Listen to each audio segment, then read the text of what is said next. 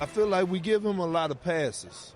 I feel like it's unfair because any other superstar in the league don't get as many passes as Steph Curry. Listen, I'm not taking nothing from Steph, man. He's gonna go down as an all-time great.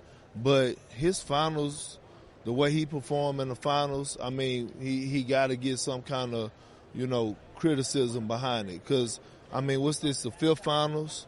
Yeah. And, he have yet to really show up. What's he hearing you talking? All right, that was former NBA champion Kendrick Perkins on the Brian Windhorst and the Hoop Collective Show podcast talking about Steph Curry continuing to get a pass for poor performances in big games. Ryan? Why are you giving me? Why are you looking at me like that? Like I'm nervous. Is Perk's criticism of Steph, is it fair or foul?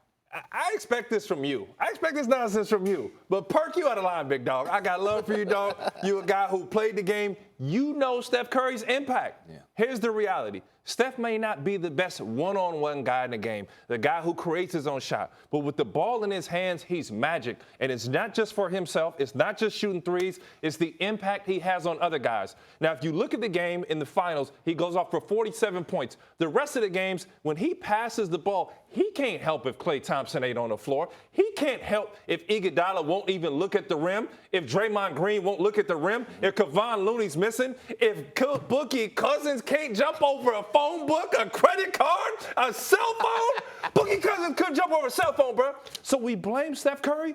Keep in mind, the shot that he missed, okay?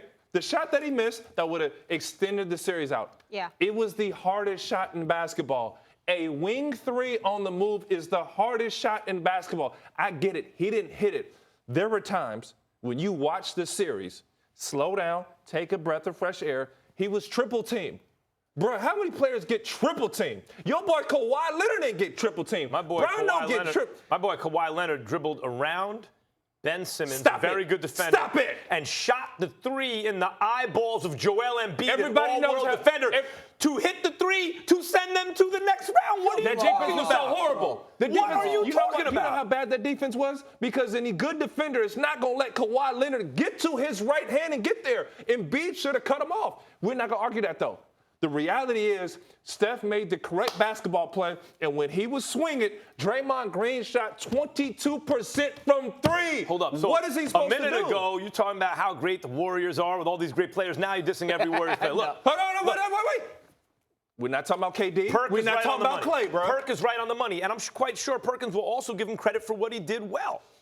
Although we debated. Perkins said the 47 points was meaningless. I disagree. They needed extra offense from Steph. They didn't have Clay. He gave it to him. I give him credit. I saw a lot of improvement in the finals from Steph in these finals. Improvement. But he ain't there yet. Look. What is there? Hold on. What is there yet? He's an NBA champ. I will explain.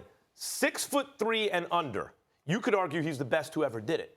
And this game selects out for height because, not in your case, but most people, because you're closer to the rim. Such a troll.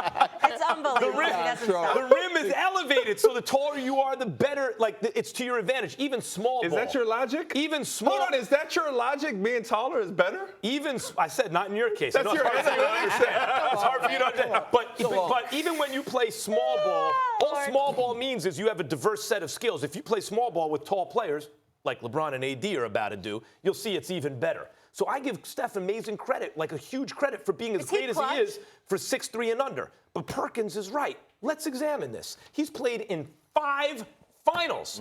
Let's go back to the first one. LeBron was twice as good as anyone else on the floor. He was so much better than Steph that even though his team lost, they had to give the MVP to the guy who defended LeBron. It was a nod to LeBron being the best. That's one. Steph underperformed in those finals. Second finals, 73-win team. At home, fourth quarter. 0 points, 4 minutes and 22 seconds. The greatest conductor in the history of half-court orchestras couldn't play any music with the chips on the line, and had they won, they'd have been called the greatest team in the history of American team sports. But LeBron won. That was the second one. The third one, KD gets there. No one can do anything. Of course, if you add KD to that mix, so that had nothing to do with Steph. Oh, excuse me. That had nothing to do with Steph? I'm not saying Steph. That's what you're saying, though. Brian. That's what you and Parker are saying. Excuse me. It's in big moments. We're not arguing Steph's not great. Everyone knows Steph's is great. However big a fool you think I am, you even can't think I'm that big a fool. Hold on. So when Kawhi Leonard deferred and passed the shot to Van Fleet, who passed it to Lowry, who missed the shot, is he deferring? Timeout. Are we questioning Kawhi? Timeout. How many finals has Kawhi played in? How many finals has he played in? What, 2? 3. Three. How many finals MVPs does he have? So Steph, you didn't answer the question, though. Time out. Because I'm Don't not jump even, all over the place. I'm not even done. We talked about that moment. I'm jumping all over the place because you keep interrupting. I want you to acknowledge that moment, though. Because you're talking about Steph in big moments, and you didn't say anything about Kawhi when he passed the ball. If you pass the ball and they hit the shot and you win the game, good for you. But why did he pass the ball? Because he was double-teamed, right? Right. So why do you penalize Steph when he passes the ball when he's double-teamed? But Kawhi could have handled that double team better. He could have dribbled out and sucked out the defense a little bit. No one's perfect. But, Ryan, let me finish what I'm saying. Go ahead. Third and fourth finals, KD's the MVP. Now you got a fifth finals. Peel KD off the team. You still got Clay. You still got Dre. You got Iguodala. You have enough stuff. Kawhi wins MVP. If you play in 5 straight finals, win I'm not saying win 5, win 1. You can't say this. I'm sorry, DJ. You can't say he had Klay Thompson. Klay pulls a hamstring, misses game 3, and then tears his ACL, bro. Right. How many games did they play all together? What, 3? No, they played 6 games, as I predicted. Toronto won in 6, just as I said they would. Take another victory lap now. Excuse me. Clay missed 6 quarters out of 6 games. 6 quarters out of 6 games. He had Clay for plenty of that series. Let me say this.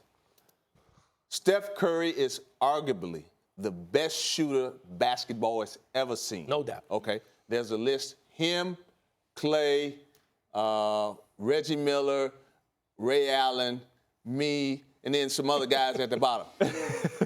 But as a shooter, you're going to do this, okay? You're going to be up and you're going to be down.